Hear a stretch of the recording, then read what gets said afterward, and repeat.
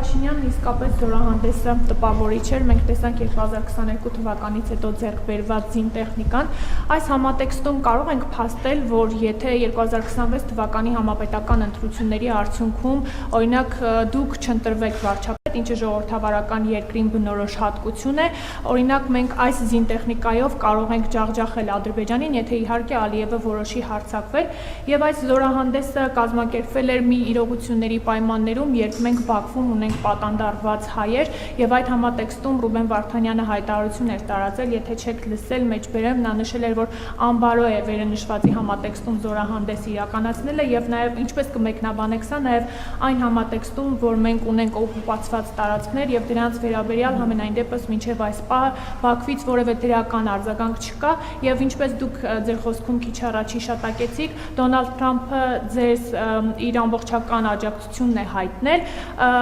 եթե օրինակ Ռուսաստանը եւ Իրանը բացահայտ աջակցություն հայտնեին ընդդիմության որևէ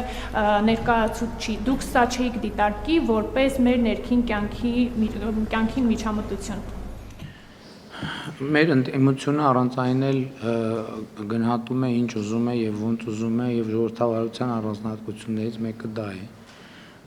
Բաքվում անազատության մեջ պահվող որևէ անձի հայտարարություն չեմ մեկնաբանի, որովհետեւ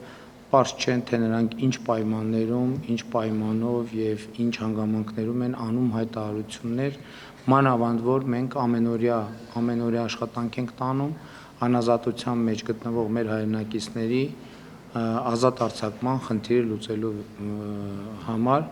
եւ ինչպես իմ ելույթում ես ասացի, որ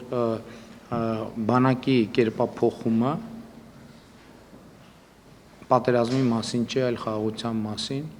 մենք որևէ մեկին ջախջախելու խնդիր չենք դնում, մենք խնդիր ենք դնում Հայաստանի պաշտպանունակությունը բարձրացնելու, իսկ Հայաստանի տարածքների հարցը բազմիցս ասել եմ, որ կլուծվի սահմանազատման արդյունքներով։